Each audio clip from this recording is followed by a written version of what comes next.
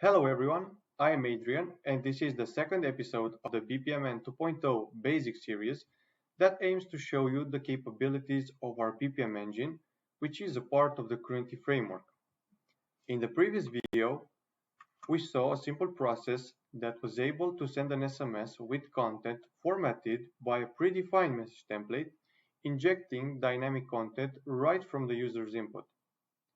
We saw its diagram and we saw it running.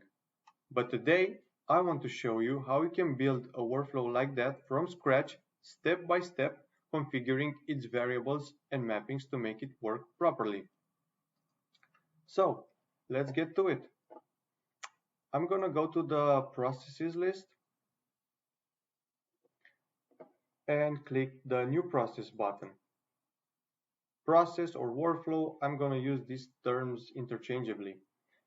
So, let's say I want to build a documentation type of workflow. And now I'm presented with the diagram tab. We have the start event already created for us. Here in the top of the toolbar area, we can see also the summary tab.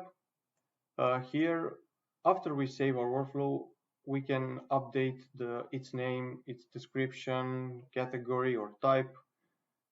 In the variables tab, we'll see how we can add variables with different types, but we'll go to that later on.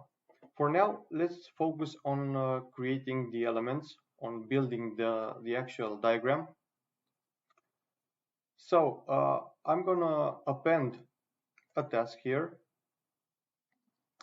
It's going to be a user task, so I'm gonna change its type to user task.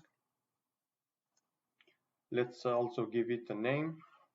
So if you remember from our last video, this is the first step, and this is the step where the user inputs his phone number. So let's call this phone details form.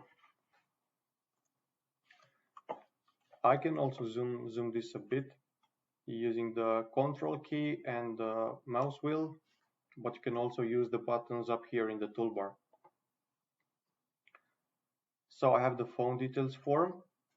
Next up is the service task that formats the content of the SMS. So for this, I'm gonna click the last element and I'm gonna append another task. But this time, I'm gonna change its type to a service task. So you can see this is blue and has these cogs here. So let's call this format SMS content. Next up, we will send the SMS using another service task. There is another way in which you can build elements here, and that is if you go to the toolbox on the right hand side here, you can see all types of elements that you can create.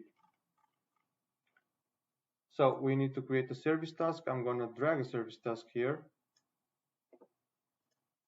but then I have to make the link myself. So I click the format SMS content, click the arrow, and then click my newly created element. So there we have it, two ways in which you can build elements. Okay, so this is the actual call to the send SMS interface.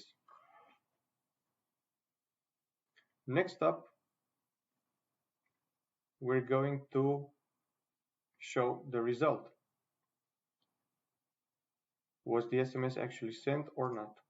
We'll have to see this through another reform. Show result. And finally, we have to end this workflow with an end event. So I'm gonna click here, append end event,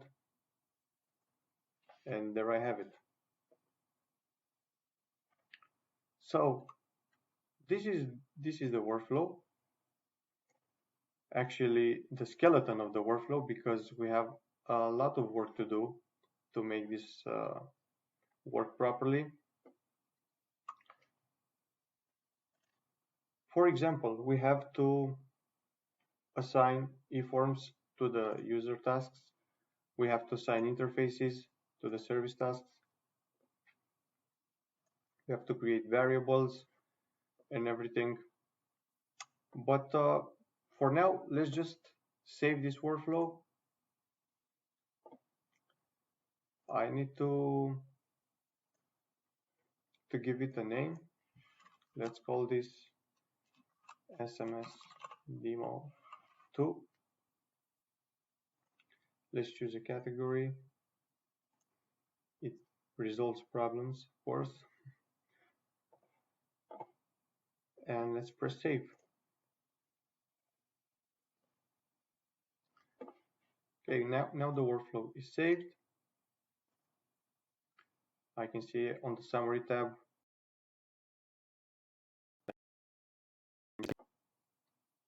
Change the category, change the type.